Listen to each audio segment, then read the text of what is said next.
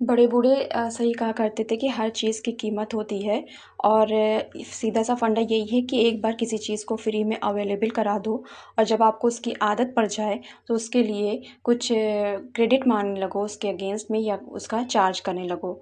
ऐसा ही हुआ है कि एनपीसीआई यानी कि national payments corporation of India ने एक सर्कुलर जारी किया और उसमें जानकारी दी कि पीपीआईज़ यानी प्रीपेड पेमेंट इंस्ट्रूमेंट के ज़रिए ₹2000 से अधिक के लेन-देन पर 0.5% से 1.1% तक इंटरचेंज चार्ज लागू होगा।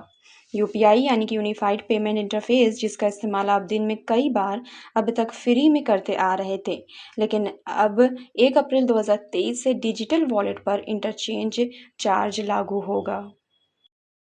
किस पे कितना चार्ज लागू होगा ये इस्तेमाल की जाने वाली सर्विस पर डिपेंड करेगा कि कौन कहाँ से सर्विस को इस्तेमाल कर रहा है। टाइम्स ऑफ इंडिया ने एक अपने आर्टिकल में बताते हुए कहा कि फ्यूल रिलेटेड पेमेंट पर 0.5% और टेलीकॉम यूटिलिटीज़ जिसमें आपका सिम रिचार्ज और इंटरनेट सर्विसेज आते हैं उस पर पोस्ट ऑफिस एजुकेशन और एग्रीकल्चर ट्रांजैक्शन पर 0.7% और अदालती लागत टैक्स पेमेंट इंश्योरेंस सेल्स के लिए 1% चार्ज लिया जाएगा। लेकिन इन सब से आपको इतना घबराने की बात नहीं है क्योंकि 3 मशहूर पीपीआईज़ हैं, गूगल पे, फ़ोनपे और पेटीएम, जो आपको डिजिटल वॉलेट में अमाउंट को जमा अमाउंट से पेमेंट करने की फैसिलिटीज़ देते हैं। तो इस तरह से आप इन इंटरचेंज चार्ज का ब्रेकडाउन कर सकते हैं। तो 1 अप्रैल 2023 से जब भी आप इन पीपीआईज़ के ज़रिए यूपीआई पेमेंट करेंगे, तो इंटरचेंज चार्ज लागू होगा। अब ये किसको किसे पे करना होगा आइए ये समझ लेते हैं। तो मैं आपको बता दूँ कि पेमेंट रिसीव करने वाले को, पेमेंट करने वाले शख्स के बैंक को ये चार्ज देना होगा।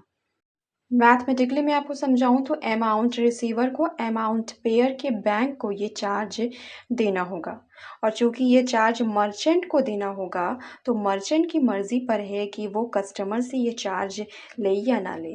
तो अगली बार जब आप ग्रोसरीज़ में जाते हैं, तो ग्रोसरीज़ वाले भैया को आपको मनाना होगा कि प्लीज़ ये चार्ज आप हमसे ना लें।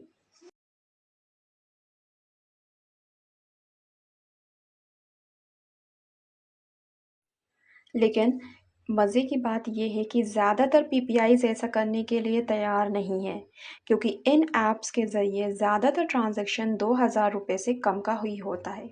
कमेंट बॉक्स में आप ये ज़रूर बताइए कि आप कहाँ-कहाँ यूपीआईज़ इस्तेमाल करते हैं और क्या आप चाय की टपरी पर भी इस्तेमाल करते हैं यूपीआई पेमेंट?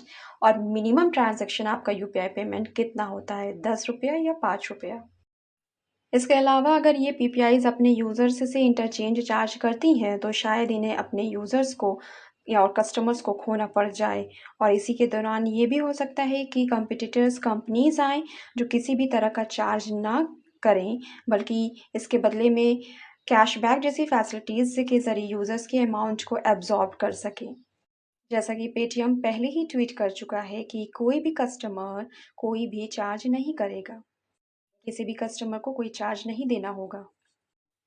इसके साथ ही एक बैंक खाते से दूसरे बैंक खाते में किए गए नियमित यूपीआई पेमेंट को इस चार्ज से छूट दी गई है, जो कि एनपीसीआई का दावा है कि कुल यूपीआई लेन-देन का 99.9% है। यूपीआई प्लेटफॉर्म पर लगभग 25 करोड़ यूनिक यूज़र हैं और 5 करोड़ मर्चेंट हैं। फरवरी साल 2023 में यूपीआई ने 753.4 करोड़ लेन-देन प्रोसेस्ड किए हैं। कमेंट बॉक्स में आप हमें ज़रूर बताइए कि इस 753.4 करोड़ में आपका कितना हिस्सा शामिल है। यूपीआई सिस्टम को चलाने वाली एनपीसीआई ने कहा कि ये सब के पीछे इंटरऑपरेबिलिटी को बेहतर करना, डिजिटल इकोसिस्टम को बेहतर करना और बैंकों और सर्विस के प्रोवाइडर्स के लिए रेवेन्यू बढ़ाने का एक कदम है। इस कीमत को 30 सितंबर 2023 तक रिव्यू किया जाएगा। तब पता चलेगा असली मुनाफा किसको जा रहा है। खैर आप परेशान ना हो। डिस्क्रिप्शन बॉक्स में मैंने स्पेनिश ऑमलेट की रेसिपी का लिंक शेयर किया है। आप जाएँ उसको देखें और पकाएँ और अपना हेल्थ अच्छा रखें। मिलते हैं एक नए वीडियो के साथ। मैं शमिस्ता खान। तब तक अपना ख़्याल रखिए और अपनों का ख़्याल रखिए। अल्लाह हाफ़िज़।